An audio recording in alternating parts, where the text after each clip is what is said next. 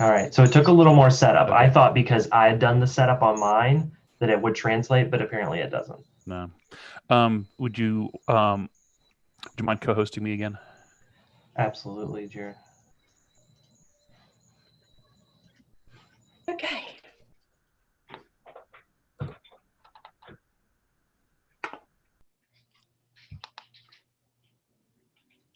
You're alive, sir. All right. Are we also recording, Ross? No. Actually, Jared, why don't you click the button? You have the button, right? I do. I'm not sure I'm the co-host. Did you do that or? I did. I did not get a little thing pop up. Are there more Jareds? No? I'm seeing you as co-host, Jared. Yeah. Okay. Then I'll hit the record and see what happens. Record to the cloud. Record to the cloud. Okay. Recording. All right. I mean, is it going to like a specific? We're good to go. Yeah. I handle it on the other end. The nearest cumulonimbus cloud. Actually, like my Zoom account cloud. It's something. Okay. No. It was actually, there was an update now. There's Stratus. There's Stratus clouds.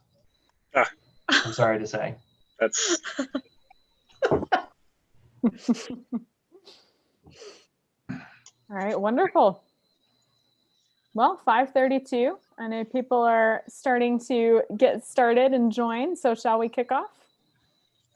Let's give it like a couple more minutes, like okay. 2, sure.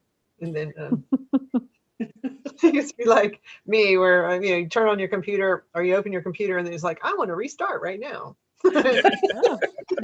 Well, I've got the exciting Zoom feature of missing icons. I think it's telling me I need to update my Zoom client. I think I need to too.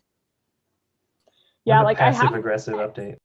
I don't think I should be in this room. I think icon. I should be in the waiting room. I don't know how I got here, but it's okay. I love talking to you. Well, it's because you're logged in to the Sunday Assembly account. Yeah. Perhaps. Yeah. Perhaps. Yes, you're right. That makes sense. Yeah, because you're labeled Sunday Assembly, not Joanne. Oh. If I could spare a moment of band talk, I now have all of the instrument parts for Celebration. So we just got to redo all the vocals we want to redo, and we're good to go on that. Cool. So the band only has to learn one song for December if we want to do a second one. Right. Talking about like right now, Jared. I was like, hey, we can just sing along. Yeah, let's all sing. We'll just record it. We already hit record, so we're good to go. Yeah. Yeah, quality be damned. Well, let's just have everyone go Yahoo at the same time. And Right, we could just sample that over and over again. That is the hardest part. It is. It's an incredibly high note. It really is. Yep. How high? Show me. It's okay when we're doing it live, Yeah. we're all singing together, but when it's like individually, and you can just tell, it's like, man, this sounds really awkward. Right. If you have the energy of a room, that's a much easier. It's a lot easier to do that song if you have the whole room with you. Yeah, and singing along with somebody, not like by myself pretending. Mm-hmm. Dan, Seems good like time call to on get waiting a little started. bit. We got so many folks coming in. Yeah. That's great. Yeah. All right, Diane, your 2 minutes passed.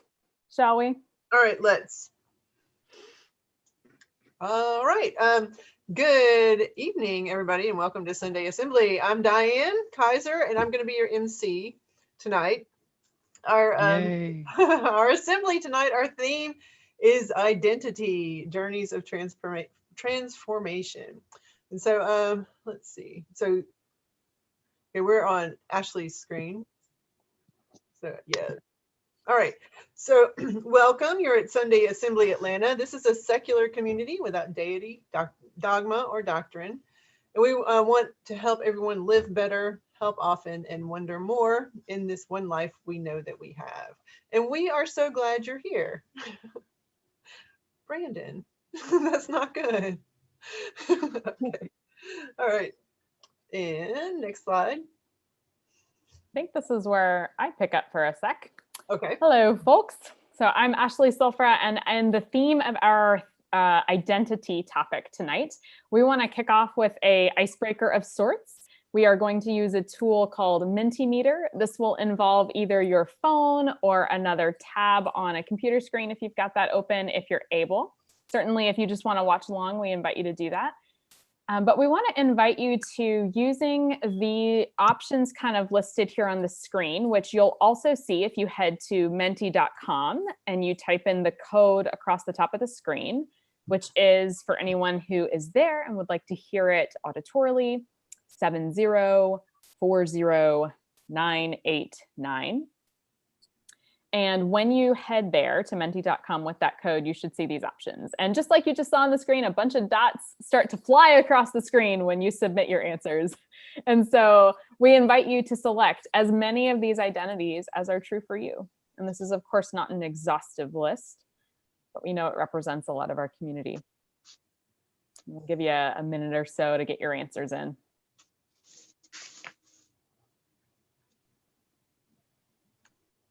I hope y'all are having as much fun as I am seeing the dots fly across the screen. Awesome.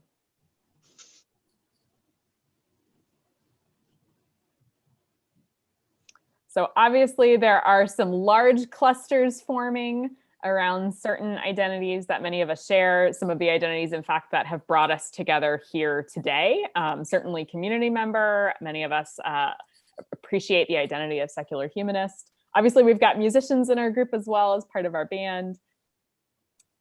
And with that 16th response, we also have at least 2 in every one of the identities listed across this page. How fun. So certainly invite all of you to contribute, throw your ideas on here. This really underpins one of the elements of our theme tonight, which is that we have many identities. It's not a single one. And for many of us, those identities can change over time, sometimes subtly, sometimes really dramatically. And so as you've identified some of the identities that are true for you today here, if we were to each take a snapshot of our lives over time, these dots or these formations or these labels would change a lot over the course of our lives, which is really what this journeys of transformation idea is about, is that identity is a constantly kind of shifting thing that we get to rediscover and make truer in our lives as we go through it. So thanks for participating. Like to see all the dots on there. With that, I'll hop back over here. And I think at this point, Diane, I'm happy to keep my slides up. I think we're introducing our speaker for tonight. Okay, so all right, so next slide then. All right, so I'm really excited about this speaker. Jules is a growing makeup artist who is utilizing their interest in the art and practice to develop who they are as a person. She's been streaming her developing art for 5 months under the name SyntheticJules. So everyone join me in giving a warm welcome to SyntheticJules. Yay! Hey, everybody. At this point, I'll stop sharing and hopefully if I can find the right buttons here. And then I'll invite Jules, you're welcome to share your screen when you're ready. Okay, where's the share button? Share screen. If you Nice and green. yeah. There we are. Can you see a black screen right now? Yes, I see. Good. Okay, perfect. All right. So as was stated, my name is Jules, and I am a developing makeup artist and body painter on Twitch. I specifically stream under the name of SyntheticJules. I've been doing this on Twitch for about 5 months, starting back in June. My introduction to it was essentially a friend of mine who does body painting and makeup on Twitch. I've been watching them for a while and kind of figured that it was a good way for me to start exploring an art form that I really, really cared about and had wanted to try during this pandemic. Just seemed like kind of really good timing for that kind of thing. Some of you might be asking, why are you called SyntheticJules? Why did you go with that name? So the answer to that is because I like making puns. My name is Jules. I wanted to make sure that people call me Jules, regardless if they're friends, family, or complete strangers. I wanted to make sure that throughout my identity, people call me Jules. But the synthetic part tends to be what throws people off. So the answer with that is also pretty simple. The pun that I was trying to make initially was that my name is Jules, and a synthetic jewel is a diamond that has been made in the laboratory instead of being found out in nature. where does the pun come in? Well, I'm a trans woman or a transgender woman. And I like to say that I wasn't found in nature naturally, so I had to be man-made or synthetic. I am a synthetic woman in technicality. The name does have a pun to it, but I also came up with that name as a philosophical decision as well. So let me talk a little bit about my transition, and we'll get into the philosophy of the name. I've been transitioning for 10.5 months now to become who I am, who Jules is. I've been taking hormone replacement therapy, taking Spiro and estradiol for 10.5 months to change my body chemistry. I plan on getting some surgeries later on down the road to also continue that transformation of myself. Honestly, like, especially during this pandemic, it's been one of the most wild rides that I've been on. One, watching my body change just over time. It's been slow, it's been developing, it's fascinating to see. It's also been interesting to see how I handle new emotions that I wasn't experiencing before. I swear, over the last 10 months, I have cried more than I have cried my entire life. It is one of the craziest things that I've honestly experienced. It's also been interesting to see how other people treat me as I develop throughout this process. Some people have changed, some people have remained the same, some people just don't care to actually try to work around who I actually am right now. In a lot of ways though, despite any pitfalls, any difficulties that I have had, I have to say that this last year is probably the year that I would describe as me actually existing as myself.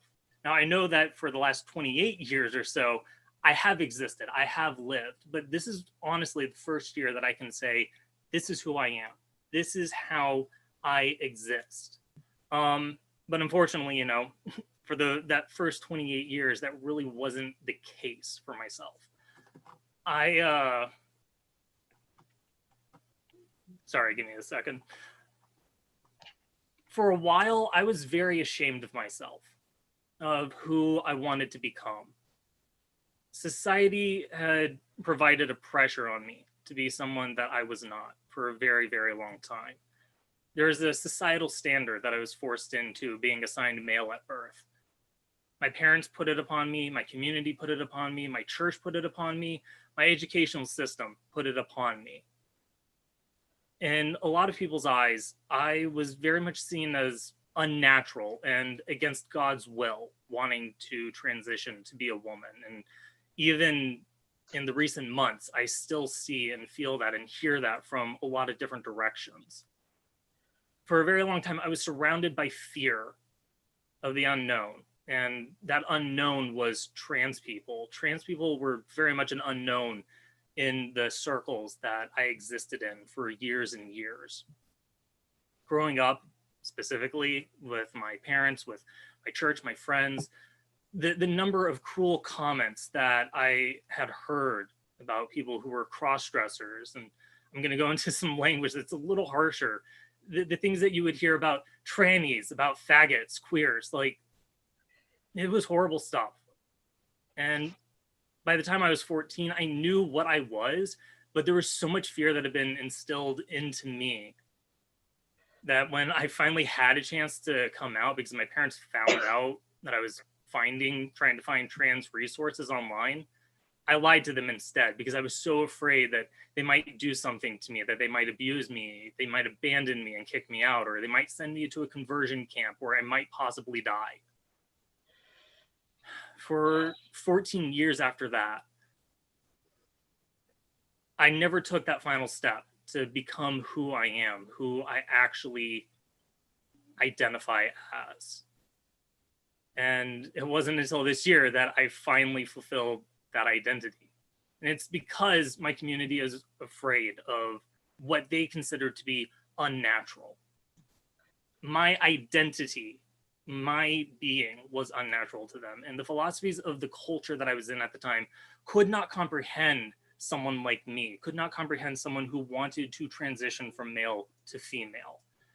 And eventually, through so much turmoil and struggle, I found a better philosophy for myself, where I could accept my own identity, where other people could accept my identity as well. And I wouldn't be forced into a cookie cutter mold that someone else had provided for me. And that philosophy is transhumanism. Transhumanism is a bit of a scary concept for a lot of people, I think, but it's actually a very interesting one when you really start diving into it. Transhumanism is defined as the belief or theory that the human race can evolve beyond its current physical and mental limitations, especially by the means of science and technology. This is a movement that largely started in the 50s and 60s and has been upheld over the last 7 decades or so through science fiction, as well as basic scientific progress, and has made a lot of significant returns today as a philosophy. More commonly, we see these examples of transhumanism in science fiction.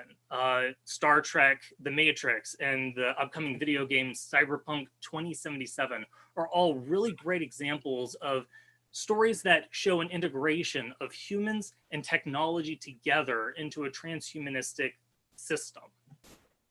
In my case, while I love the idea of becoming a cyborg myself, transhumanism applies to me specifically through the use of medication that I am using to transition from male to female. Aside the word trans being at the beginning of both words, transhumanism and transgender or transgenderism have a lot to do with each other. I personally believe that in this striving for the evolution of humanity, of who we are as a species, that trans people are one of the big steps between where we are now and wherever we're supposed to go in the future. And one of the main things about this is that identity plays a very huge part in that advancement, in that evolution of humanity and who we are. For a very long time, identity has been tied to what we were handed at birth or being assigned at birth. For me, being assigned male would have put me in a specific category for work, for entertainment, relaxation, romance, sex, and options for risking my life and experiencing death. But what if I don't want to go with those roles? What if I want to choose something else for myself? What if I want to choose something for myself?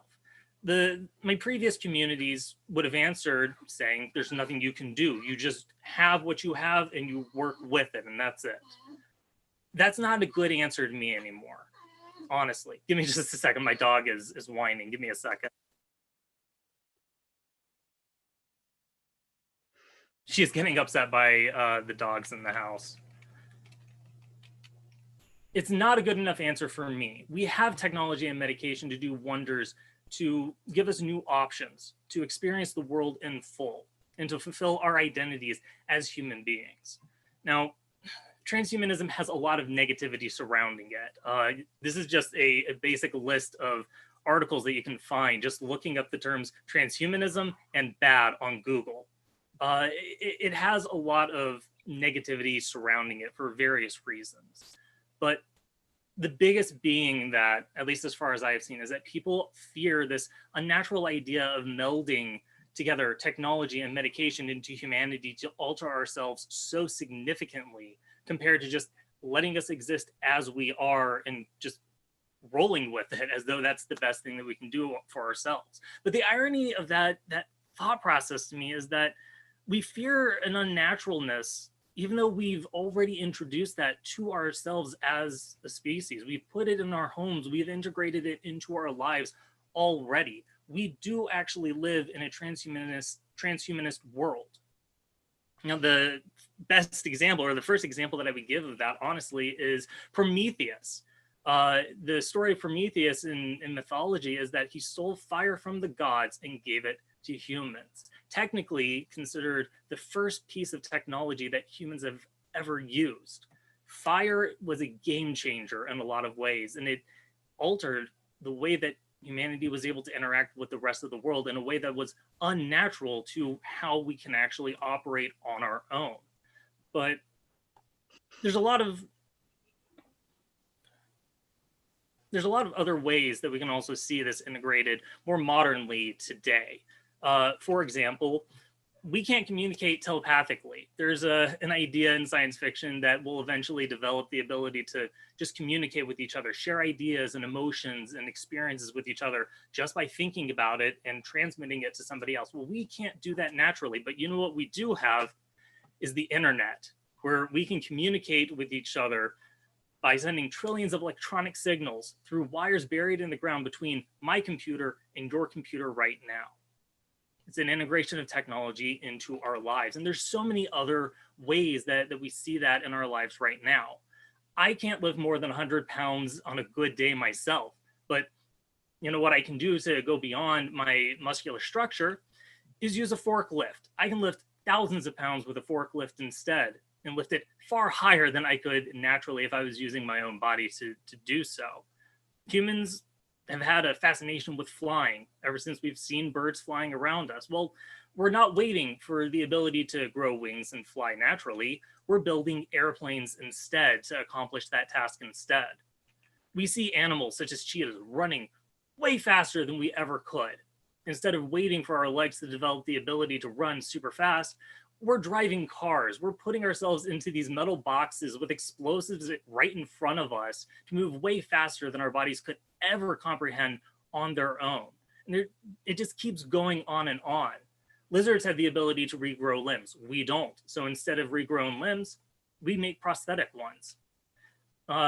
One of the coolest things that I think that we can do is compress entire orchestras into a tiny box and listen to that music on an even tinier object in our ear. That is fascinating that we are able to do something so significant with ourselves like that. In a lot of ways, we already live in an integrated transhumanist future. But for some reason, we're still afraid of this philosophy that's going to free us to be who we are. And that's where the real problem lies, I think, with people's fears concerning transhumanism, is because it's not that transitioning, like I am doing, is unnatural, but that it opens the door to shaking up culture and identities as a whole in a way that very few people really grasp and understand. Transgender people are a very diverse group. And again, part of the reason why I think that we are a part of that evolution, that step from where we are to whatever the next step is in the future. There are so many different identities that we can have as trans people. This is just a small list of different identities that people have chosen for themselves that is outside of the standard male and female assigned choices that we have at the beginning of our own lives. If you look at this list, you have bigender, gender fluid, trigender, nutrios or gender neutral, agender, androgyny, demigirl, demiguy, transgender, cisgender, genderqueer, non-binary. This feels like a lot on its own, and there's still more that aren't even being listed on this specific list. But it goes far beyond what people just naturally see and say, well, this is what we have, let's deal with it. Transhumanism as a whole allows us to stop being limited by what is handed to us as a result of what we are assigned in life. Instead, we have control over who we become and what we do with ourselves. I think transhumanism expands beyond that, beyond just choosing an identity and transitioning or choosing a new gender for yourself. Whoever you are, whatever you are, you do not need to let your existence be ruled by any definition that society has for you. Transhumanism is not just about changing the body to match the mind or changing the body to match a societal standard that you want to fulfill. Just because I'm transitioning from male to female and wanting to fulfill a lot of the standard female stereotypes or tropes, that's not all that it comes down to. It's about changing society to allow the existence of diverse people of all kinds. You don't need to transition, implant technology into your body to be transhumanist. All you need to do is see who you are and find the best way to live as that person by whatever means you deem necessary for yourself. I want to close this with something that I learned from a psychologist. Amazingly, this was a Christian psychologist. And they said something that kind of blew my mind when I heard it years ago. And I find it fascinating that of all groups, that's where I found this information at the time. They were talking to me about being transgender, about trying to meld it together with, at the time, my beliefs in Christianity, about how it operated in my identity as a Christian, how it would operate within the standards of what I was handed as a Christian. And today, I still just find it fascinating that they would have told me this in a Christian conservative college at the time. They said that we are all on our own personal journey with our own God, with ourselves, and that there is no one right way for any person to live. Your journey is your own, and only you can choose what is right for yourself. And that, in my mind, is the core of transhumanism.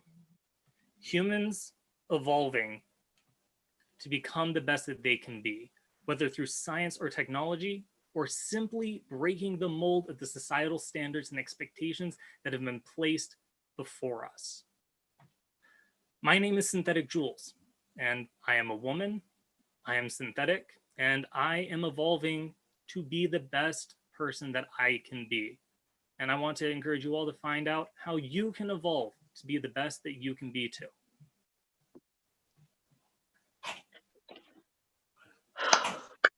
Yeah.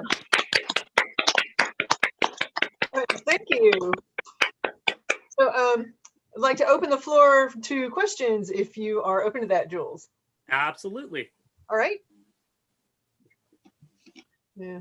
Stop sharing your screen so that, do you have anything else to share on your PowerPoint? Nope. Okay, yeah, stop sharing your screen so we can see everybody, or at least All right. as many people as possible. And if anyone has questions, let's say there may be a hand raising, or you can just raise your hand. So I think I can see everybody at once. All right. A question. Oh, Jared. Yeah, just a pure statistical question. And I'll ask you because you're as a speaker, and I'm just too nervous to ask my other trans friends. But I've, especially over the last few years, I now have in my life a circle of, well, not a circle, they don't know each other, but I myself know 5 or 6 trans women who I'm either communicating with on Facebook or through other groups or whatever. I don't know any trans men. Mm-hmm. So am I just hanging out in the wrong online bars, or is there like an actual statistical disparity between like the number of trans women versus trans men? There is actually a known statistical difference there. Until like the last 5 years, honestly, I do believe that 90% of people who are transitioning in some way tended to be trans women. I think that a lot of that has to do with the societal focus on trans women for various reasons, whether it's from a more traditional conservative side, concerning things like bathroom laws and stuff, or whether it's just because the gay culture at the time was a lot more focused on men and trans women for some reason. But there has been a statistical shift in the last 5 years or so, where more trans people who are coming out are actually trans men now, or AFAB non-binary people. There is a disparity there. You might be hanging out with some of the wrong people or just not looking in the right spaces, though, as well. That's not a bad thing, though, honestly. It took a while for me to find a lot of trans men in my life as well, and some of them just kind of popped up more recently. Don't feel bad about that at all. No, I was just curious about, Yeah, no, it's pretty natural right now to find that you're not finding a specific demographic of trans people, honestly. I have a question. Hey, Ashley. Yeah. So, Jules, you shared so much about so many transitions over time from such a different culture that you were kind of raised in, and kind of came to these ideas and then where you are now. I'm curious if you could kind of go back to your 14-year-old self and share a message that you wanted her to know. What would that be? Goodness. If you're willing to share. That is a very heavy idea. there's so much that I would try to communicate. So much that I would try to communicate because there were so many conflicts in my mind at the time that I've completely surpassed at this point, both in terms of the timeline that I had set for myself when I was 14 to a lot of other stuff. I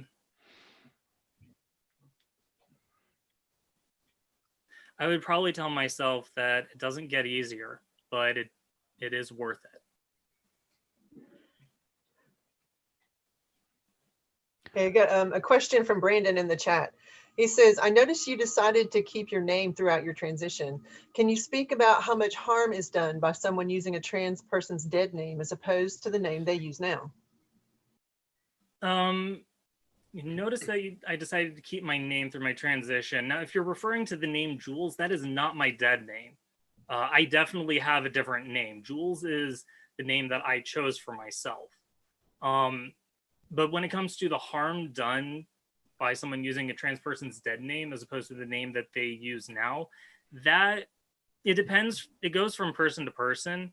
I tend to hear my dead name in terms of legal issues, business arrangements and signing paperwork and stuff. That's the majority of how I hear my dead name. And it bothers me a little bit, but in those cases, it's really not that big of a deal. Most people have been good enough to stop referring to me as my dead name as well, which has been great. But in the couple of cases where people continue to use my dead name, even though I have told them that that is not my name, it's been frustrating and disappointing mostly for myself. I feel like I've kind of gotten to the point where I'm just like, okay, whatever, it's gonna happen. You can tell when someone is accidentally trying to do that, or they're accidentally calling you the wrong thing, and when they're intentionally doing it. And it's a very night and day difference, honestly. When someone does it accidentally, it really isn't that big of an issue for me. I can't speak for everyone else. But for me, it's not that big of an issue usually, unless it continually happens over the course of weeks and months, at which point they're not trying hard enough at that point. Okay, next up is Lisa. I've got two questions, if that's okay. First of all, thank you. I really appreciate this, you're sharing. The first one is when I've looked up transhumanism online and tried to get some information or groups, the only thing I found was, I can't even remember the name, a transhumanism society or something where the membership fee was $500. And I was wondering if you could put in the chat some other resources that are free, perhaps. And then my second question, first of all, I've observed from hearing the stories of trans people that, well, from hearing the stories, it seems to me that we are learning more about each other. Women who start taking, or trans men who, start taking testosterone and then estrogen, and sharing their experience of what it's like to experience dominant hormones that they've never experienced before. I think that it's bridging a gap between all the genders and really helping us understand each other. Are you seeing that as a big benefit from the transition therapies that are available now? Okay, so with the first question, if I have any resources on transhumanism, I don't actually have any resources for that. I'm a very kind of a just free on my own kind of person when it comes to philosophy, religion, and such things. I would love to direct you to any specific thing in particular, but I don't have anything in particular that I could just point you to. A lot of these ideas that I have from transhumanism are either my own philosophies that I have come to the conclusion of from just various observations of the world around me, or from just information that I have kind of gleaned over time about some figures and stuff. I would definitely encourage to be a little careful with it, especially with some of the earlier materials. There are some known figures in transhumanism from the 40s, 50s, and 60s that don't exactly have the best beliefs. You can see where they were coming from with some of the stuff that they believe, but there are some noted eugenicists, especially from the earlier times. And while they have a lot of development that they went through in their own lives concerning their own beliefs on that, still can be very harmful to look at that and say, oh, this is what transhumanism is. No, that was an early idea by a couple of people who also thought that Black people weren't exactly human, kind of thing. So do be careful with that kind of thing. But as for the other question, basically you're asking if I have found that my introduction. Roxy, no ma'am. I'm sorry, the dogs outside of my room are bothering her. Give me just a second.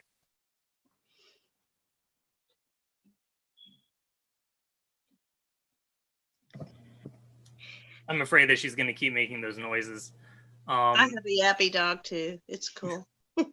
But what you're asking essentially is, do I find that my own experiences in transitioning have helped me to, I guess, relate to people that I wasn't necessarily similar to until more recently? Is that what you're asking? Well, by sharing your experience of experiencing a stronger influence of estrogen hormones under helping to explain to other people what the gender experience is. Yes, there is an interesting development that I've been seeing with myself that I have been trying to communicate to some people. I can't say that it's going to be 100% accurate to what a cis woman has gone through, partially because I'm doing this at 29 instead of 14, when I should have been transitioning for a better, healthier version of myself. But at the same time, now I definitely think that I have gotten a lot of insight that has definitely changed a lot of ways that I've seen women in general. I've tried for quite a few years now to be very empathetic to things that I don't understand, to the point where I've literally just kind of had a philosophy of, I don't get it. It's because I'm not a part of this demographic. I'm going to let them handle it themselves. They're the ones that get to define these things and not me. And now I'm still doing that, but also I'm like, oh my God, this estrogen is literally making me cry over nothing. And I don't understand why this is happening. And it's weird trying to communicate that sudden change in how I've been handling things and how I've been viewing the world around me as a result of going through those changes. But I have been trying to communicate that to people as I go along and be like, hey, there's a reason why people act a certain way, and it's not because they're some negative thing. It's because this is happening, and it's going to result in a body chemistry that causes them to do this. Yes. Thank you. No worries. Okay. There's another question in the chat. Bharat says, what would you say to people who say it's wrong for parents to take their children to have surgery to change one's gender? As my knowledge goes, children who get such surgery are diagnosed to experience distress, and only then do parents take their children for trans surgery. So he says diagnosed by a psychiatrist or psychologist. And does that sound accurate? And he likes dogs. I don't know of anyone that's bringing children to get surgeries. Most of the time, if we're looking at someone getting surgeries, it's going to be someone who is 18 at that point. Usually they are going to either start hormones at 18 or maybe a little bit earlier. There are noted cases of some people as young as 12 starting hormone replacement therapy, but I don't actually know of anyone noted that did surgery that early in their transition. There are a lot of factors that go into getting surgery. And so I actually don't have very much commentary on this because I don't actually know of anyone that's doing this. I feel like this tends to be more of a myth that's presented as a hypothetical that's turned into what people think is an assumed truth that's not actually happening in most cases. When it comes to hormone replacement therapy, though, for children, I knew something was going on with me that was different before I was 14. I could almost say that I probably knew something was going on somewhere between 8 and 10. But it wasn't until I was 14 that I actually understood the word transgender. And once I understood that term, that opened a lot of doors and knowledge and ideas afterwards. I would definitely say that parents who are assisting their children with the chemical side of transitioning, they're not bad people. They're listening to their children. And I think that it is very important to be diagnosed by a psychologist or by a therapist to at least have a little bit better of an understanding, just kind of double check and make sure. But in most cases, I would believe children a lot more than a lot of people would say you should, because children are smart. And I probably would have started transitioning a lot sooner if I had people around me that would have believed me when I was a teenager. All right, Sharon. Yes, hi, Jules. I wanted to say thanks for speaking today. This is it's really interesting. It's my first time being at Sunday Assembly, and your talk was suspiciously apropos for me because I just came out as non-binary this past March. Yeah. So yeah.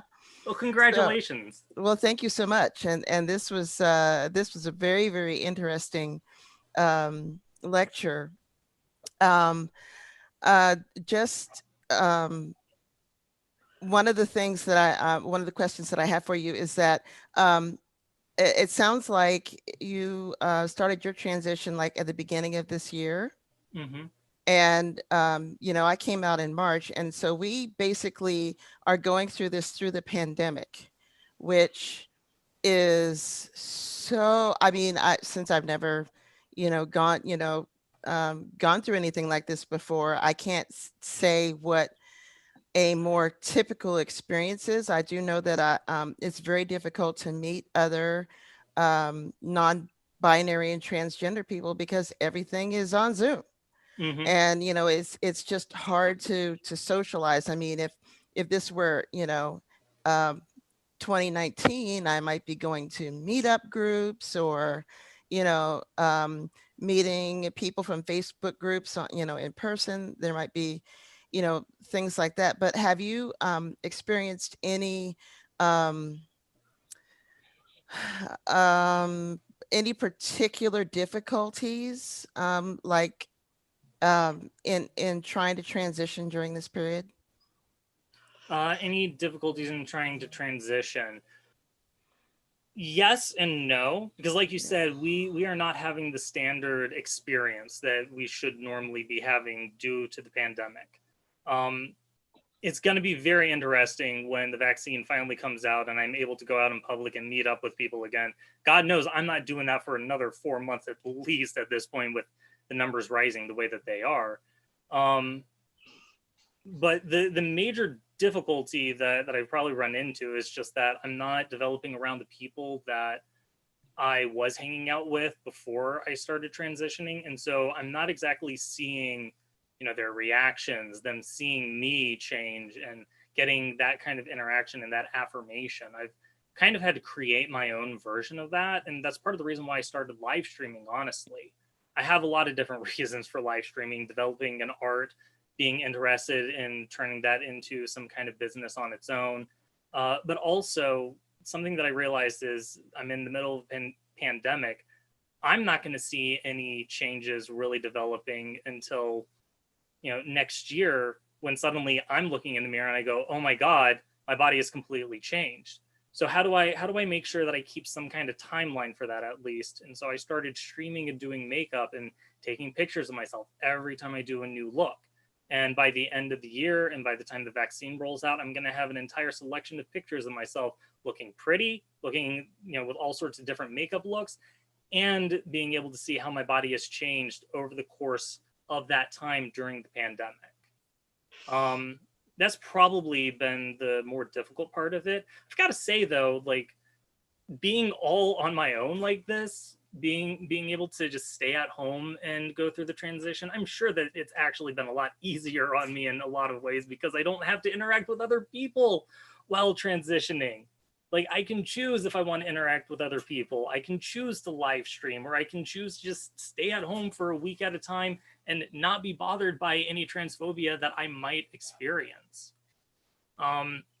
If there was any difficulty that I have had in transitioning, it was probably the stint that I had at Costco working as a cart pusher and later as a stalker.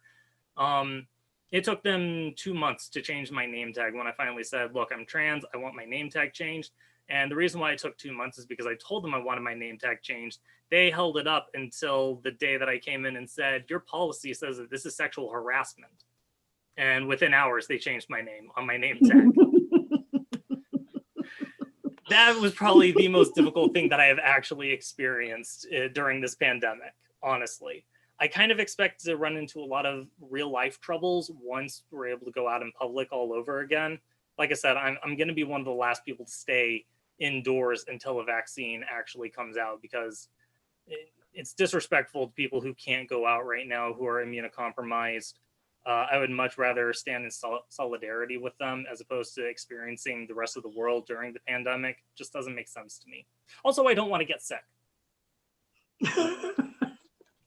And also just a quick comment about trans children. There is a documentary on HBO right now called Transhood, and it follows 5 families who have kids of varying ages from age 4 up through age 16, I think. Mm-hmm. And it follows them for 5 years as trans kids, and it shows what their different experiences are like. That's cool. Yeah, I just watched it the other night. It was really, really good. I highly recommend it if you're interested in it. Now, I'll definitely have to check that out. As a very quick note, if you said that you're having trouble meeting other non-binary people, correct? For the most part, I mean, I didn't expect that, once I came out that I would walk out my front door and all these non-binary people would come running up to me and go, hi, I didn't expect that to happen, but I know that there are probably places that I could go or things that I could do where I could be more involved with the trans community in general, but just, find more non-binary people. Now, I have joined a few Facebook groups and have, had some discussions and, met some people that way, but it's so different when you can do it in person. So something that I would encourage, at least for the time being, you seem to already be on top of it, but something that I have found to be very helpful during my transition and finding that kind of support that I'm looking for is actually utilizing a lot of different social media to connect with people. Okay. A lot of it has a certain amount of distance because it's more of a relationship of viewer and content creator, but I feel like it's still important for us to immerse ourselves in the culture, even if we have that separation between two different people. And the examples that I'll give is through Twitch, where I'm a content creator there, and I'm trying to create a space that is safe for trans people of all kinds. And there are a bunch of trans women, trans men, non-binary people of all types that have been coming into my stream and interacting with me and have been finding comfort interacting with me through my stream. I've also found through TikTok, amazingly, just a lot of encouragement seeing other trans people exist, exist in their daily lives, and every once in a while taking comments that transphobes have thrown at them and clapping back at them. Like there's something that is very encouraging about being in the culture, even if you have a separation from the people themselves. And I don't know how much you have done that yourself, but I personally have found that to be very helpful and very comforting for myself, and just give me a little bit better of a basis for when the pandemic ends and I start meeting up with these people, or with new people in real life. Yeah, I have done watched a number of YouTube channels, and I actually just got into TikTok, so I'm going to have to look into that. Okay. But thank you so much. I appreciate it. No worries. Okay, so and Andy's question is a great question to wrap up our Q&A with. He says, thank you for sharing your experience with us tonight. What words of wisdom do you have for allies? I assume many of us are allies, but I don't want to speak for others. Thanks. What words of wisdom do I have for allies? There's so much that could actually be communicated on this. It probably would literally take several books to honestly communicate a lot of stuff, because there are a lot of things that allies just don't understand. And even I didn't understand until I really went into this. Something that I kind of realized for myself recently is that even though technically I've kind of been disenfranchised for years and years, being a trans person that was in the closet but still a trans person, I still was experiencing a lot of privilege. I was still experiencing a lot of benefits not transitioning for a very long time. And that influenced things ranging from my social interactions with people to my politics. And it's so weird being a part of this process now, going through my transition and suddenly going, oh my God, 95% of cis people don't actually get this at all. Like, human empathy for some reason just seems very limited to what we can observe and experience ourselves. And until you start really experiencing the world from the position of somebody who is disenfranchised, who doesn't have the benefits that you have, it, for some reason, it's just so difficult to relate. And I don't understand why myself. I don't know why I wasn't empathizing with people for a very long time myself. I can't give an answer for that. But if there is one thing that I definitely would encourage is empathy, just a lot of empathy and listening to people when they say that something is a problem. If more people were listening to minorities of all kinds, actually listening to minorities, not finding the token minority that says that what they're doing is okay, what they believe is okay, because statistically it's not okay to most people. I think that a lot of advancements and benefits would be found very quickly if we actually started listening and started empathizing. And honestly, the phrase, a very magical phrase, what am I thinking? How do I say this? Validating people, validating their feelings and their experiences is super important, especially when it comes to trans people, I think. Because at times I'm going to experience things that you think that you understand, you do not understand them, but validating that they're having that experience and not treating it as something that you can just flippantly dismiss is something that I think does wonders between people who are allies and people who are transitioning or are trans in general. All right, well, thank you so much. No worries. I think, let's hold our appreciation. I think we all have parts in ourselves that we feel marginalized in some way, all small, with some small part. And when someone shares their experience in a really authentic way, I think everyone heals a little bit from that. Yeah. Okay, so let's see. I'm going to share my screen.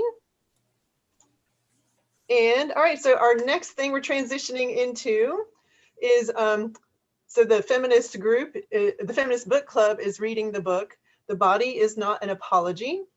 And so Anna is going to do a reading from this book. So Anna. Yes. This is in the beginning of the book where she talks about why radical and why the body. She says a radical self-love world is a world that works for every body. Creating such a world is an inside-out job. How we value and honor our own bodies impacts how we value and honor the bodies of others.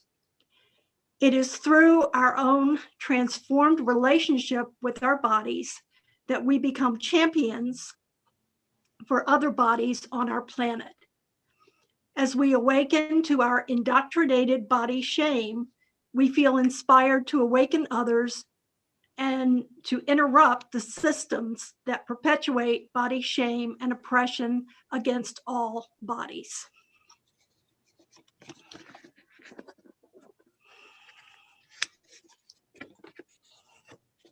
Thank you, Anna. Okay, and this transitions into our next segment, the book club panelette. So a panelette is a small panel. And this is with Ashley, Anna, or Ashley C, Anna, and Ashley S. Radical love is for everybody and everybody. Thanks, Diane. So as Anna shared, we are reading this book this month and last month, actually, for our Feminist Book Club, which is a delightful event we hold once a month. Please check it out and join if you are interested and femme. We'd love to have you be part of the conversation. And because the book has been so powerful for us in the club, and it is so much a part of our identities, our relationship to our bodies, how we see that, how we interact with our own and other people's bodies, we wanted to include that as part of our theme tonight. And so Ashley Cobble, one of our book club members, wrote most of these fabulous questions. So huge shout out and thank you to her for doing that. And we're gonna kind of rotate around the three of us, both asking questions and then sharing our answers to these. So I'll ask the first question, and this is to the other Ashley. The author says that we must love ourselves with a radical self-love. What does radical self-love mean to you? Okay. Hi, can everyone hear me? Yes. Yes. Okay, great. There are crickets, so it's loud. So I'm just going to piggyback on to what Anna was talking about, because the book does begin with what radical self-love is. And what stuck out to me is that the author explicitly says that it's not self-confidence and it's not self-esteem. It's not even just self-acceptance. And radical self-love operates at both an individual level and a systemic level. When we love ourselves radically, we are able to extend that love to others. And for me personally, it means not judging my body in a way that is degrading or hateful. I can no longer just try to accept my body. I must speak love towards it, towards myself. It's not that easy for me. I must begin saying, thank you, body, for living this long. Thank you, legs and feet, for allowing me to run and walk. Thank you, midsection, for holding vital organs, for allowing me to grow and birth my kids. I must say to my aging skin and my belly rolls, you are not the whole of me, but you are part of me. To love myself radically, I must stop comparing myself to others, deeming myself good or bad in relation to others. I've judged myself harshly throughout my life, and so changing and doing this is not easy for me. But I'm thankful to be on this road, as the author calls it, a road of inquiry and insight, moving from body shame to radical self-love. And on this road, I hope to be kinder and gentler to myself and to others. So our next question is for Anna. Anna, how has your relationship with your own body informed or affected your relationship with others? Okay, well, this is going to be rather raw, but for a long time, I've been obese, and it's been a source of shame, and it's frustrating not to be able to control healthy eating, exercising. And there is definitely, like she talks about in the book, a hierarchy of bodies. And if you're not high on that hierarchy, you are shamed pretty mercilessly. I also self-stigmatize, and it's part of why I'm an introvert. It just takes so long to dress myself in a way where I look sort of normal and okay. Yeah, I'm different in a lot of ways, but my obesity is just like the glaring most obvious way that I'm different.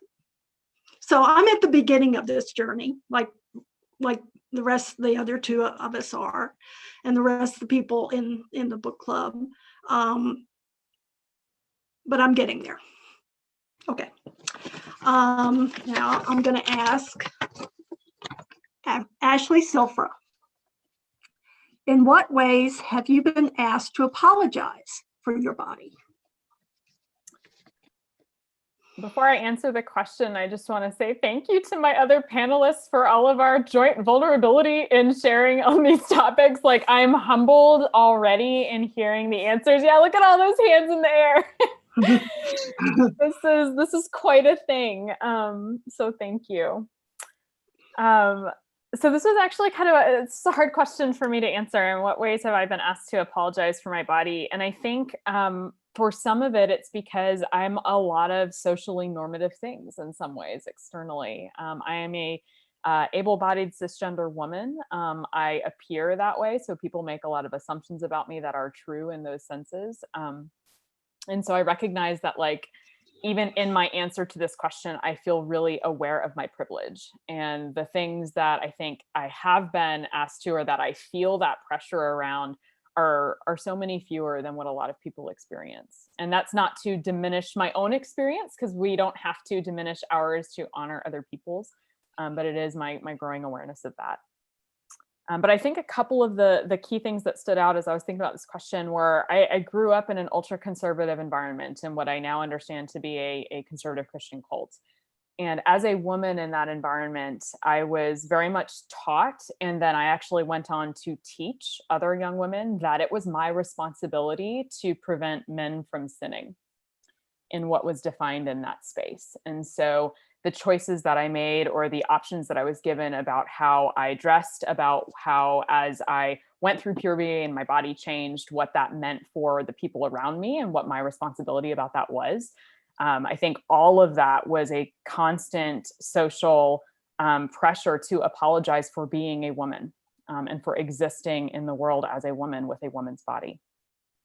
So that was a heavy part of all of my adolescence, all through high school. And it was only something that I started to really deconstruct as I got into my 20s. I think one of the other ways that I have been asked to apologize for my body is by being a woman in a male-dominated industry.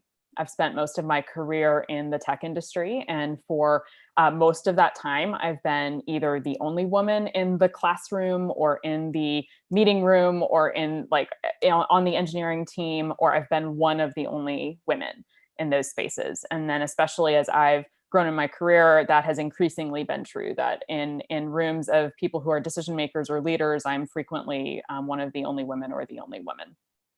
And I think there certainly was this pressure of, I need to not look like a woman. I need to not be quite as short as I am. I need to be taller. I need to look like more stereotypical for a leader in the tech space, or a leader in some of the military environments that my work was in. And I think my response to some of that was a bit to swing the other way. I've tended to dress a little bit more boldly, with very pointy shoes or bold colors, or changed my hair in bold colors. Sometimes specifically to address that fact of, like, I know I don't look like you expect, and deal with it. And I'm not going to hide it. In fact, I'm going to highlight it in some ways. But it was always it was a conscious choice, but it was almost like there was no way to avoid it, because I knew I was standing out.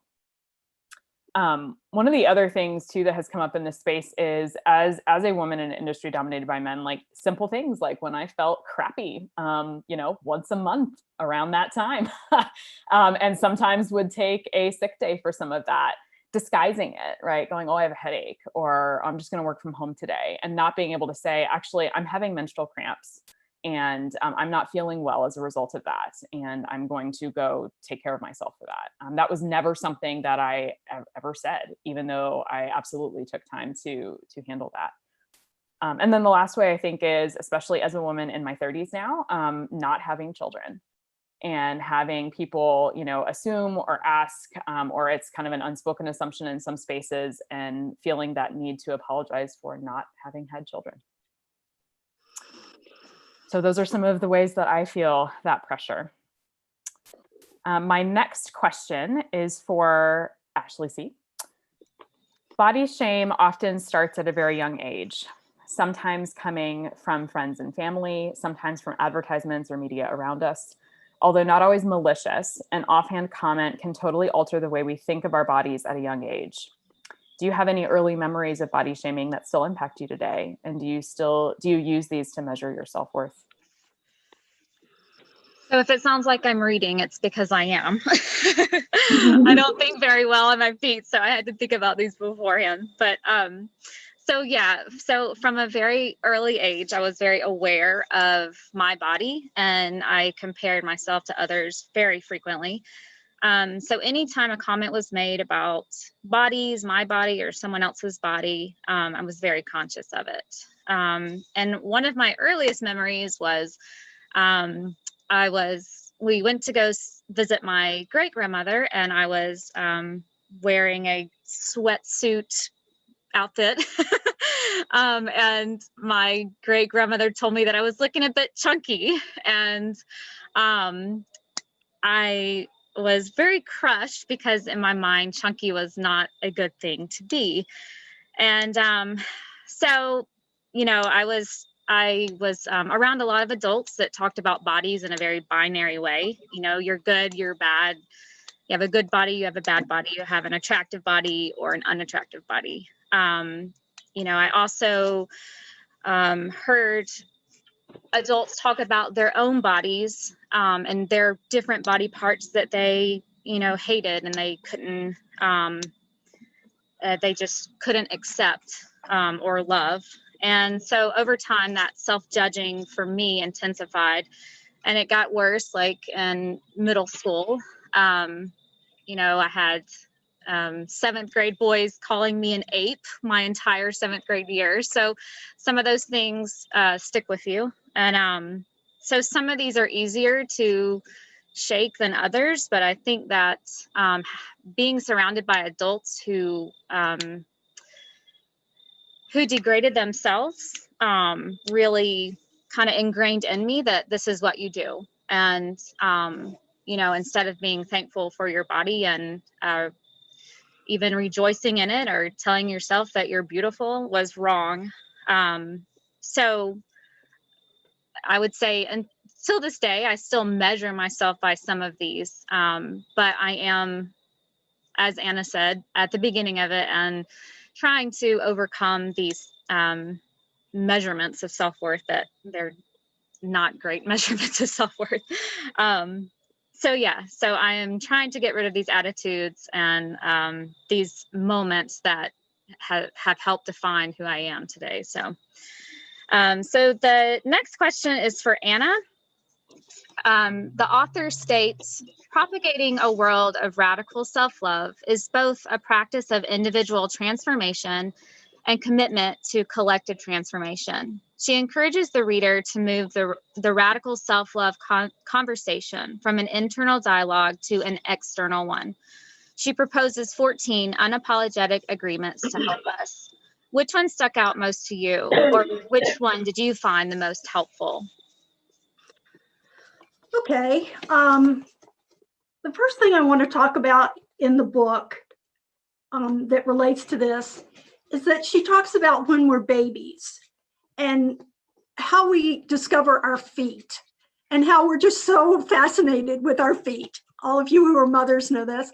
Anyway, and then even when we're young, you know, we run, we skate, we ride our bikes, and we don't even really think about it. You know, we don't think about our bodies very much. But as we grow older, like Ashley Cobble was saying, we get these messages. And so 2 of my unapologetic agreements are to be a body shame-free friend.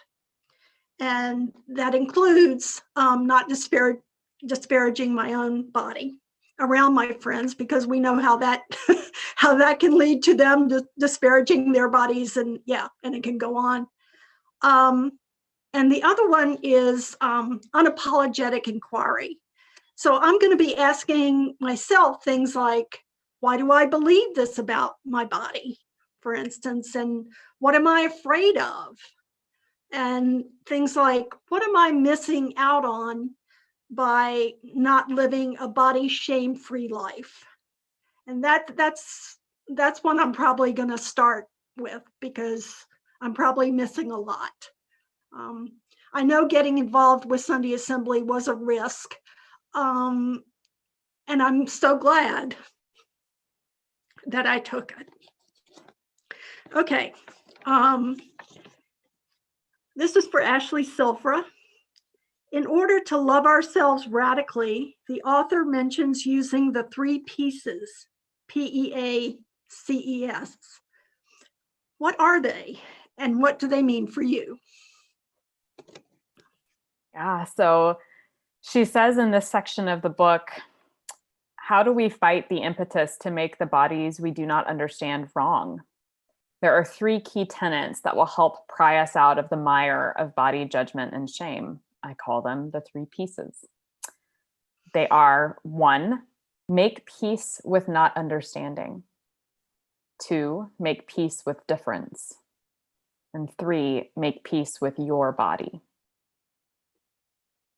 And she goes into a lot more detail on all of these, which I invite reading the book so you can hear her thoughts on it. But I'll share what they mean to me. This first one, making peace with not understanding, I think this is has been a challenging one for someone coming out of very reformed theological spaces, which was the ultra-conservatism that I grew up in. Because it was about, as much as religion can sometimes be more about the mystical, the flavor that I was in was a lot more about the known and understanding. And so I, came of age in a lot of really important ways, believing that it was important to understand and to comprehend things. And I think Jules said it so well in her answer to that last question about like our ability to empathize with people who have experiences that aren't ours, and don't assume that I understand what someone else's experience is, but validate it, honor it, acknowledge it, see it, reflect it. And I think that's a lot about what this first one is. It's, we don't have to understand in order for that thing to be true for someone else. So that's what that first one means to me. I think the second one, make peace with difference, is a recognition that this, what she calls the body shame profit complex. And she kind of describes it as a ladder, and that if we all stopped climbing the ladder, then it would just disappear overnight. And so some of this is this recognition that we don't have to be the same. In fact, we aren't the same. We shouldn't all be the same. The world, again, as Jules kind of talked about it, is filled with so much diversity. And can we embrace ideas and beliefs and structures about ourselves and the people around us that make that diversity seen and celebrated? The third one is so important. It's this make peace with your body, and she's got your italicized. So it's me making peace with my body. And this is such a radical idea that the mode or the way that I can impact the world is to be loving and kind and radically accepting of this body, of my body. And there's so many ways she ties those threads together, but that one is such an important one, I think, for so many of us women to hear and absorb, because it's such a hard one, but it is such a profoundly impactful one, not just for my own life, but for the lives of the people around us.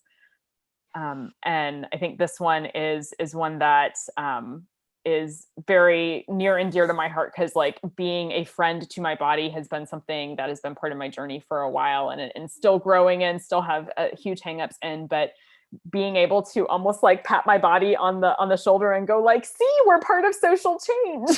By changing the way that I respond to myself in the mirror. So that's what those mean to me. All right, the final question is for Anna. And it is, the author states, radical self-love is not merely conceptual, it must be practical if it is to be transformative. She then offers 10 tools for radical self-love. What are the most impactful of these tools for you?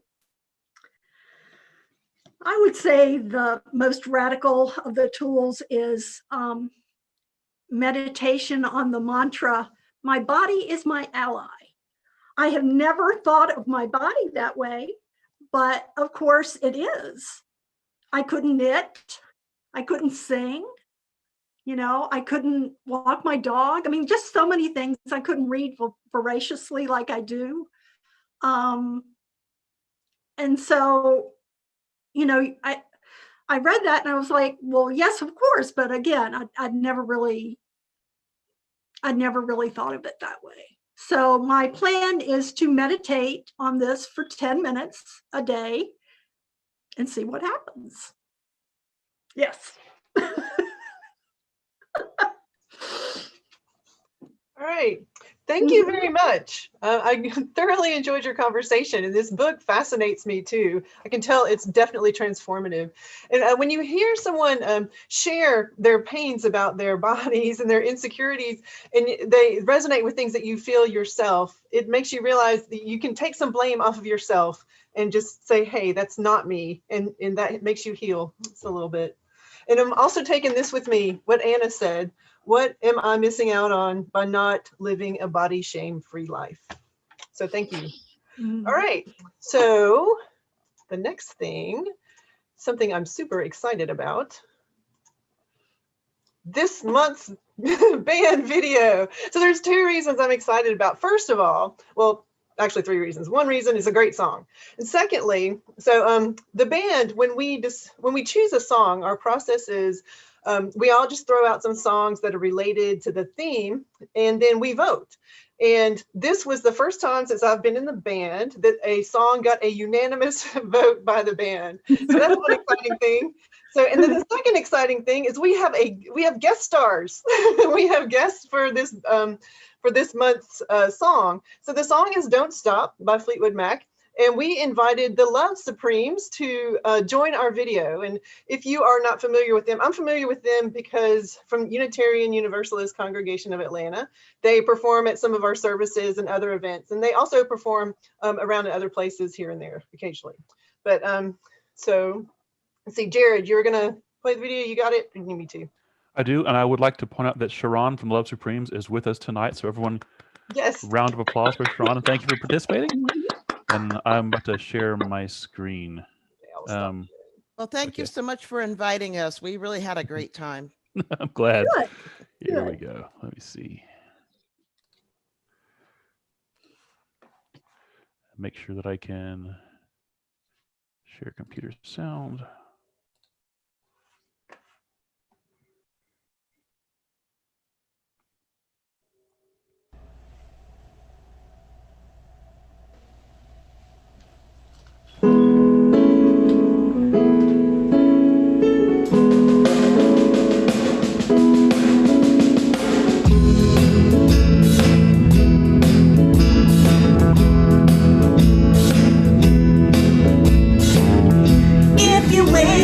And don't wanna smile, if it takes just a little while, open your eyes and look at the day.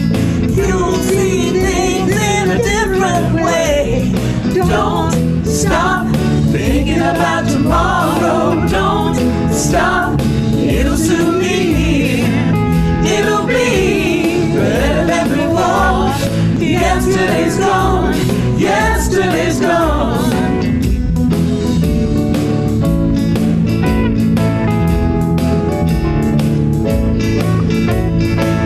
While I think about the times to come, about the things that you've done, if your life was bad to you, then just think what tomorrow will do.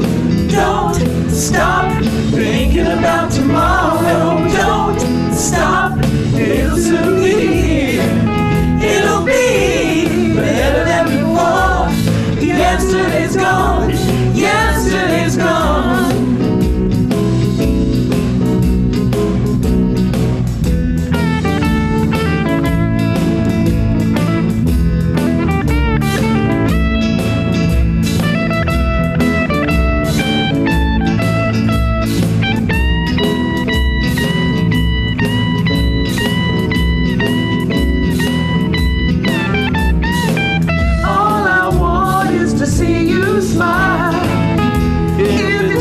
Just a little while. I know you don't believe that it's true. I never meant any harm to you. Don't stop thinking about tomorrow. Don't stop, it'll soon be here. It'll be Yesterday's gone, yesterday's gone.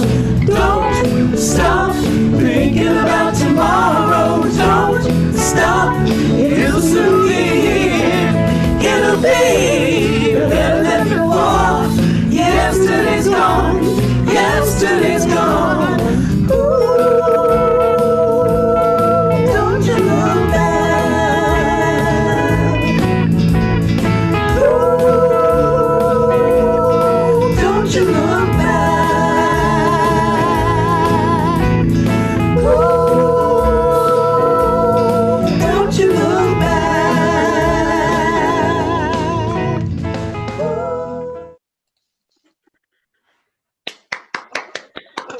Thank y'all. All right, thank you, Love Supremes. Love having them in our videos. All right, let me get back to share my screen.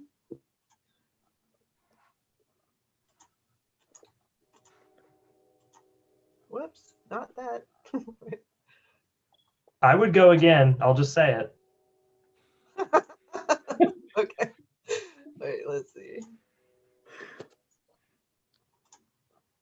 Okay, here we go. Where our next segment, Ashley is going to do the I'm doing my best segment, and she's going to be reflecting on past identities. Ashley? Thank you. So some of you know us from our anti-racism action group. This is one of the thing I want to share with you all tonight is something that has come out of that work that we've done over the past 4 or 5 months, actually, since going through the Me and White Supremacy book and then moving into our chosen action. So the backdrop for this is about 15 years ago, give or take, I was an entrepreneur. I was running a small business that was primarily sewing camps and sewing instruction for a lot of middle and high school aged girls in the metro Atlanta area and around the Southeast. There's a lot that I'm really proud of from that season of my life and my career. But one of the things that it included was historically themed camps. And one of those camps was a Civil War era camp. And at the time, it was something that was a big part of that same ultra-conservative upbringing that I talked about before. It was from that space. And one of the things that we would do recreationally a lot was historical dancing, Scottish country dancing and Civil War era dancing. And so I kind of came by it naturally, but one of the things that I did to kind of further that was I turned that into this offering within my business, and girls would come and they would learn about the time period, the history, they would make dresses, they would learn dances, and then we would have a big event at the end of the summer.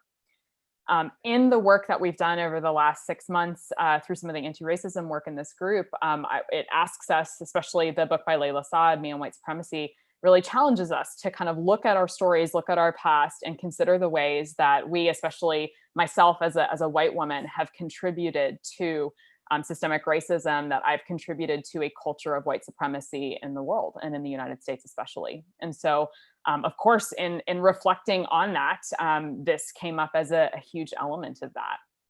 And you know, I know that there's some elements of, as I look back at that, I go, well, I was young, I was influenced by the culture around me, right? Like I didn't know better in some ways. And while I can understand that, part of what this work means is that we take responsibility even when we didn't know better at the time. And that's not actually a way to absolve responsibility. It just adds context, but it's still my responsibility to change that story and to make right where I've contributed to wrong. And so as part of that, after reflecting on that, I decided that all of the profit, or not profit, but all of the gross proceeds that I made through that section of my business, that what I needed to do was to kind of pay that back, to pay that into organizations that are doing anti-racist work, that are working to right a lot of the wrongs that I was a part of kind of propagating a culture for. And furthermore, as part of like reflecting on what restitution in this space looks like, I decided I wanted to reach out to all of the students who participated in that program all those years ago and share with them kind of what this journey is, where I've come to, and what I'm doing with the money that most likely their parents, but some of them self-sponsored their way through my program. So I'd like to share with you the email that I sent to them, and then what some of, like broadly, what some of the responses I've gotten have included. So Hello, student. Get ready for a blast from the past. About 15 years ago, you were a student in my Civil War sewing camp. You might remember. We made dresses, learned dances, ate mini muffins, and took turns wearing a corset. It was quite a thing. While I'm very proud of that whole business endeavor in general, my personal journey of the last 15 years has led me to a lot more awareness of the United States history of systemic oppression. And consequently, I now have a very different set of social values. I want to share this journey with you.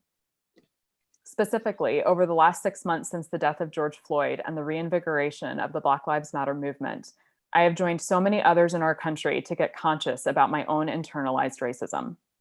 My work took me to the book Me and White Supremacy by Layla Saad, where I was challenged to think and journal through my participation in structures like white fragility, white exceptionalism, anti-Blackness, and white centering. It was eye-opening.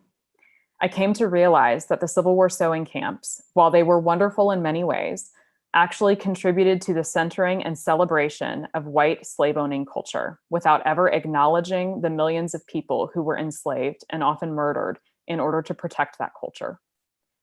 While I recognize that all of history includes complexity, and I could find reasons to damn several other communities that were celebrated through my old sewing business, none were so specific as this, and none have so persistently or recently supported the systemic oppression of people in this country. As a result, I will neither downplay nor make excuses for my contribution to that systemic oppression. Maya Angelou said, "Do the best you can until you know better, then when you know better, do better." There truly has been enough visibility on this for us to know better, so now I must do better. I am not absolved of responsibility because of my prior ignorance. As part of making amends and an ongoing commitment to anti-racism in my life, I am taking all money that I earned from those camps, gross profits, not net, adjusting for inflation and interest, and I am giving it to organizations that are engaged in important social justice issues and anti-racism work. This is a total of $16,000. I've already given half of this, and I make the commitment to complete the rest by the end of 2021.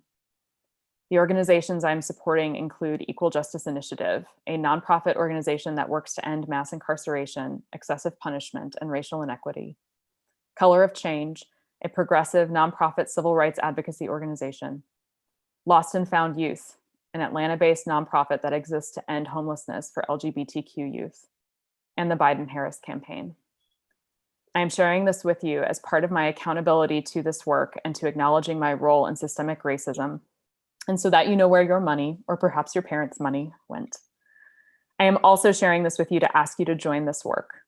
There are so many ways to use the power of our money, our voices, and our choices to affect change and communicate our values. Will you join me in this work by reading Me and White Supremacy? Will you contribute $50 to the Equal Justice Initiative? I am in a biweekly anti-racism action group where we hold accountability with each other for our chosen anti-racism actions. Will you join this group?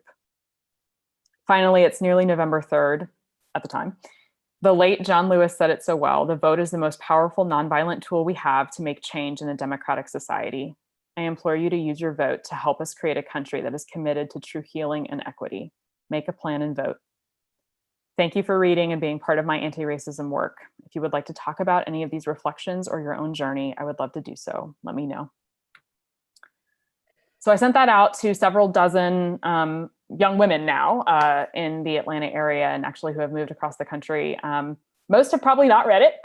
Several have, and several have responded, and I've been really heartwarmed by the responses. For the most part, those who have chosen to respond have been very grateful for, I think, the shift and the acknowledgement of some of these things, and have shared that they also have reflected on that time in their lives and the culture that we were both parts of, and have come to some similar conclusions.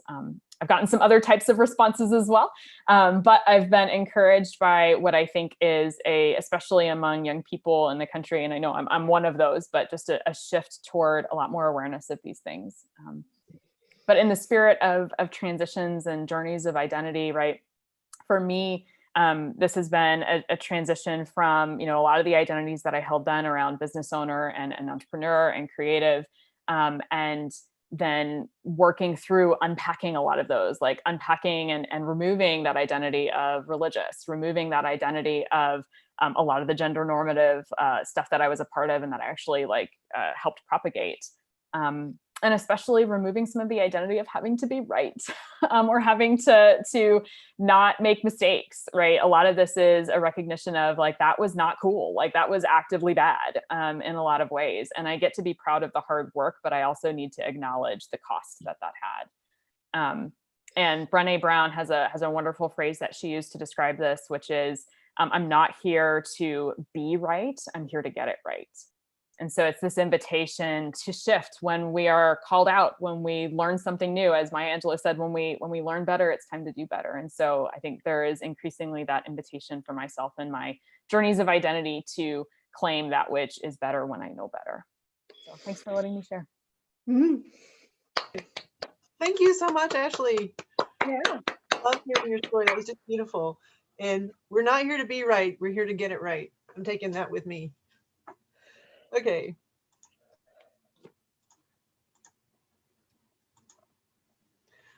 Okay, and next we have our Life Happens segment. Adam, are y'all ready for that? I'm ready to rock and roll. All right. All right. Thanks to everyone who's been speaking though. Ashley, that was really kick butt. So I will do my best to follow all of that amazing performances and speaking and all that. So we've got Life Happens here. So people have just submitted what basically what they're going through right now. Good, bad, everything in between is just sort of a reminder what we do. We clap for things that we want to celebrate, and we can snap for things that need a little support, maybe negative things. So first one we've got, the submission is from Bharat, and it's my canvassing job ended election day, but it was worth to see the result. They are extending for runoff election till January 5th, albeit make it part-time. I do have a second interview for an analyst position at a mental health center that utilizes paramedics and mental health professionals for many 911 calls. I really hope I get this job, but at least I have the canvassing job to tide me over. While I have been doing the canvassing job, I am living with my vegan roommates, which I really like. My social life has been great, and I hope my career follows. Cool. All right, Rob. Thanks for sharing. I'll throw it's Baharat. I'm sorry. Baharat. Yeah. All right. Got to figure out how to work this document. Go to the next person. All right. This is from Ben. He says, good. I'm really happy that during the pandemic, we can still develop friendships and work together with people. The friendships we've been developing with Sunday Assembly have been really important during this time and help to keep from feeling as isolated. Same. Thanks, Ben. Awesome. Our next one's from Ashley. I successfully ran my half marathon yesterday, solo and distanced. It was a very hard run in many ways, but I made it, and I'm really proud of all my discipline, courage, and self-kindness along the way. Next, I get to figure out what fabulous goal I'll set for my physical fitness next. Also, Ross came out of isolation today. Yay. Lots of applause all around for that. Excellent job. Very proud. This is Ashley Silfra. Yes. Yeah. Mm-hmm. I'd say Ashley S. I don't know if I mentioned that. Sorry. Okay.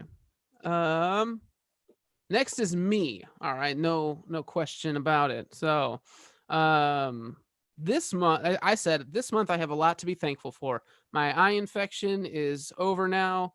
I'm receiving recognition at my work. My family bond is stronger than ever. The election results have been uplifting. Our side projects and business endeavors are growing in number and continuing to gain traction, as are my connections to new and old friends. So, yes. Applauding for myself there. All right. Next up here, we've got Paulina. So this is my wife. She said a few weeks ago, this gets a little bit serious. A few weeks ago, abortion rights in Poland were almost completely banned, which is true, causing thousands of protests all over the country. I felt horrible and guilty for not being able to be there and walk with my fellow Polish women.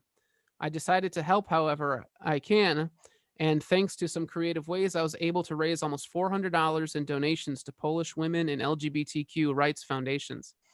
I met some awesome people, including some big names in Polish drag queen scene, and also some Polish atheists from the foundation group along the way. But it wasn't all rainbows and lightning bolts, as I had a bunch of hateful messages and comments to my Facebook and Instagram. I can only imagine what they are going through over there, not only right now, but all the time. A few years already, my mom asked me not to mention my non-beliefs online because it may not be safe for my family who still live in Poland. I know that there are way worse countries, but man, it hurts when things like this are happening in yours. I hope for my citizenship interview to come up soon, so when this inevitably happens here, I will be able to speak up. We're going to snap on that one. Yes. Yep. Yeah. Thanks, Paulina. All right. Andy says, at the risk of being vague, I am grateful that so much of the stuff I've done over the last decade or two finds me having a far more easygoing response to many, not all, I am a work in progress, of the various challenges that arise in my life. My fellow Sunday assemblers have played and continue to play no small part in this journey of mine, so I'm extra grateful that I get to hang out with y'all on these third Sundays. All right. Thanks, Andy. Same. Love it. All right. A few more here. Trey says, looking for a house in a seller's market sucks, but all in good time. That's some snaps there. I feel you.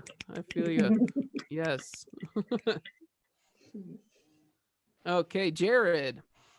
A short story I thought I'd sold to a magazine got unsold because of the magazine going on hiatus. Arg. Oh, that sucks, Jared. I'm sorry, man. Yeah. Yes. Definitely snaps on that. All right, Ross. Today is my first day out of my room in a week. I'm done isolating from COVID-19. Woo! All right. Back at it. Very cool, Ross. All right, this is the last one. Franco just did a live stream with my band, The Secret Commonwealth, yesterday outside. And then there's a link which I can throw into the chat there. So awesome. Live streaming with the band, playing outside. There we go. If folks don't know, Franco's with Sunday Assembly Nashville, and so we're glad to have him here. Cool. All right, that's it from me. Yep.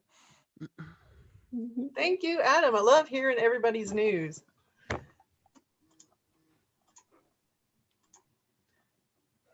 All right. Okay, so ordinarily, this is the part where we ask you for money.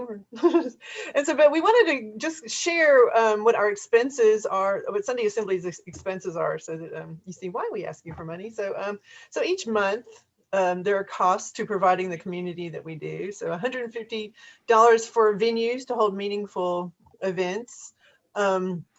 $25 for potluck supplies that allow us to dine and converse together, $50 for small group supplies that enable members to have enjoyable meetings, $10 for AV and band equipment so assemblies run smoothly and support music, $50 for management services so organizers and volunteers can communicate effectively, $55 for insurance to keep everyone safe, $30 for web hosting so people can learn about our community. Well, you can see that this list, in this time of coronavirus, our expenses haven't completely gone away, but they're a lot less because we're not meeting in person. So this month, we are asking you, instead of donating to us, we're going to, or to Sunday Assembly, we're going to ask you to join Sunday Assembly. And we have made a $200 donation to Lost and Found Youth. And this is an organization whose mission is to end homelessness for all LGBTQ youth by providing them with the skills and support needed to live independently. And so we're asking you to join us in donating to Lost and Found Youth this month in lieu of donating to Sunday Assembly. And you can go to infy.org to make that. That's an L for lost. Oh, Lost and Found Youth, that makes sense. LNFY. Well, Laura, you can do it, but thank you, Laura. So lnfy.org, if this is something that moves you. Okay, and so now we move on to announcements. So I'm gonna, let's see, just sort of toss this around. So on Tuesday, November 24th, 7:30 to 8:30, we have the Anti-Racism Action Group. So Anna, can you speak a little bit about that? Yeah, we started doing this about a month ago, and there are no leaders exactly in the group. We just talk about what we are doing, the actions we're doing that are anti-racist. So it's things like buying Black, buying from Black businesses, donating to Black organizations, centering Blackness in all kinds of different ways. What Ashley was talking about, Ashley Silper was talking about, is absolutely one of the a good action. I've been putting together a bibliography of anti-racism books, and education is the beginning of the work, but it's good to have that information. Yeah. Mm-hmm. All right, thank you, Anna. All right, another of our small groups is the Feminist Book Club, which we heard from some participants today. Ashley, would you talk to us a little bit about that? Sure. So I mentioned this in the kickoff to our panelette, but we are meeting next Saturday for round 2 on this fabulous book, The Body Is Not an Apology. So if we've convinced any of you to read it and come join us and share your insights as well next Saturday. We meet monthly. Anybody who would like to is welcome to come and join. This is a women-focused event, but any kind of definition of that resonates for you, we invite. So come join us. The next small group I am speaking about is the Mindfulness Meditation Group. We meet Mondays at 7. Generally, we're through about 8:15. But so we just get together and share our mindfulness meditation practice. So we'll do a check-in where we just kind of share, maybe our day or what we're planning to do in meditation. And we meditate together for 30 minutes. So we'll mute, and some people turn off their screen, some of them turn it on, some people leave their screen. Just you're just in that sort of internet space with other people sharing your meditation practice. And then we do a checkout where we just, we share different things. Some of us share how our meditation went, some, just whatever is our checkout. But it's a great opportunity to share meditation with other people. I've picked up some great meditation techniques from the people who participate regularly. And it's just nice having that closeness with people when you meditate together and you start to really have a care for one another. And I would like to say, Diane, there's also mindfulness meditation every Wednesday. It's not on this list. Oh, but, sorry. But that's been, we've had that, pretty much since Sunday Assembly started. And it says it's a walking meditation. You don't have to walk. I mean, it's virtual. So you walk if you want to, you walk if you don't want to. It's just another option. But there is a Wednesday night mindfulness meditation also at 7 p.m. So, and all the same benefits and all the same good things with Diane. So hopefully y'all can enjoy that. Thank you. Thank you, Joanne, for pointing out that we had omitted that from the list. Yeah.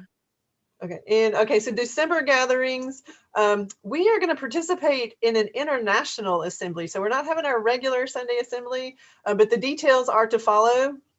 Do you have anything to add, Ross, or is it a little too soon for that? I can share that, hey, I was just on a call yesterday planning it out, and so the band's going to contribute at least one song to the thing. It's going to be emceed by one of the original founders of Sunday Assembly, Sanderson Jones, and I forget what time it is. I think it's because there's folks in Australia and on the West Coast and the East Coast and in the UK, all of which we want to try to find that window where no one is having to, celebrate at 3 a.m. So I forget exactly when it is, but it's going to be good. And it is what we're doing in place of an Atlanta one. So it's going to be really cool. All sorts of assemblies thrown in what makes them special, what makes them happy. So I'm really looking forward to it. Is there a date picked for it yet? Right. So that's the thing I can't remember. I think it's either like the day our assembly is or it's the Saturday before, but I don't know why we would do it on a Saturday. So anyway, I can't quite remember. But that will be on Meetup. We will be sharing that. It's a whole giant united thing. So it'll be really cool. And by the way, I don't know if the Greenleys wanted to talk about the parenting group, or did I miss that? Oh yeah. Oops. We missed a couple of things from the list this time. That's fine. That's okay. No, we're on the list. I think we just got. Oh. Yeah. Yeah. I just skipped over it. No worries. Yeah. So our secular parents community group, something that we love doing, and we look forward to it every month now. It's just a nice kind of a meetup group, virtual meetup group for us to connect with other parents and talk about topics through a secular lens and how we handle certain issues and things as secular parents. So we would definitely want anyone who might find that valuable to join in with us. And so we're on Meetup as well and everything. So our next meeting is going to be Thursday, December 3rd at 8, and our topic is going to be community. So yes. All right. Thank you, Adam.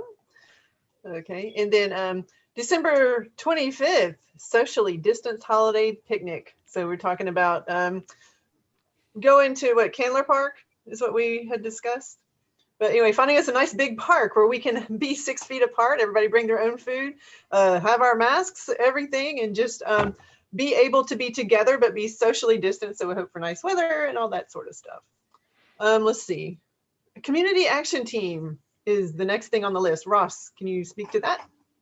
Yep, just going to reinforce that this is a valuable community resource where people who care about wanting to help other people in our community, just ping me if you want to be on this thing. It's a Slack channel, and it's just us supporting folks who are in need. So the most recent activity that took place in there was Ross has COVID-19. How can we help Ross? How can we help Ross?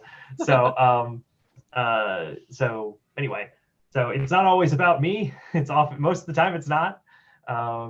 But that's the idea. So if it goes both ways. So if you want to be helping other people, please let me know and let's get you in here. And if you need help, also, either contact me or anybody else who is in the community action team. And I don't know if folks want to raise their hands or something. I think, Anna's in there. Plenty of people are in there. So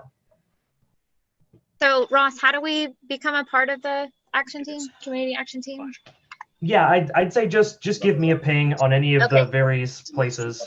Gotcha. I am somewhat accessible on the internet. So. Thank you. Okay. All right. And then the last thing, Food for Life volunteering, which I will speak to. So I've done this a couple of times, and actually I got an email from them a couple of days ago that they need some more help from me because I have a pickup truck. But so what I've done in the past, this is an organization, it's like a food bank, but it delivers food to people who are in need of food but can't leave. They need to stay socially distanced. They need to quarantine because of their health problems or whatever reason that coronavirus is a concern for them, and that they need to be staying home rather than going out.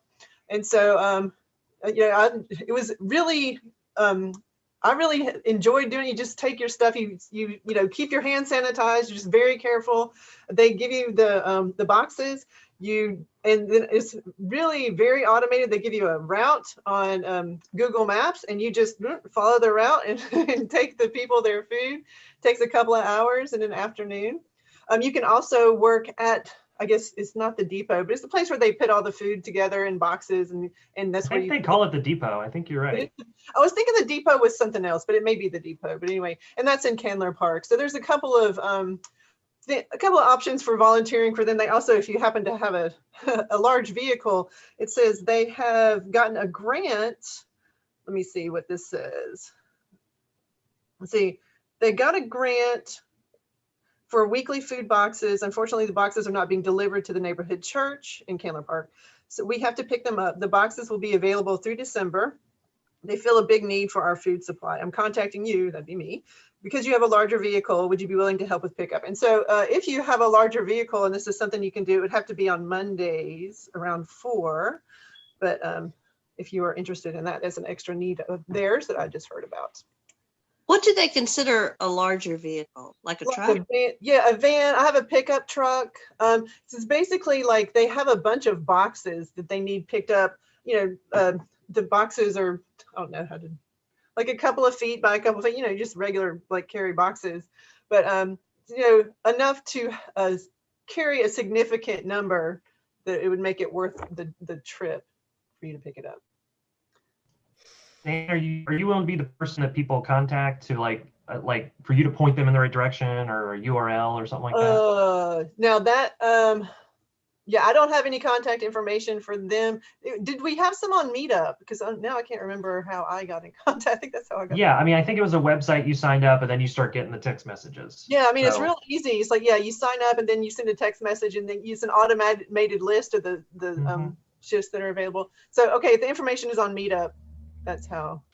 I mean, it's an old event, so like I'm happy to be the person. Like, ping me if you have any interest in this at all. I will get you to the place you need to go. And like, it is as easy as like, I just check in and I go, all right, so I guess I'm going on Sunday, whatever. Yeah. Yeah. I was really surprised at how organized they are. Okay. And so now we're going to do some breakout rooms and some icebreaker. What are your intersectional identities? Now, so we sat, when we were planning for this meeting or this assembly, we sat and brainstormed a bunch of identities, and here's some that we came up with, but they're not the only ones in the world.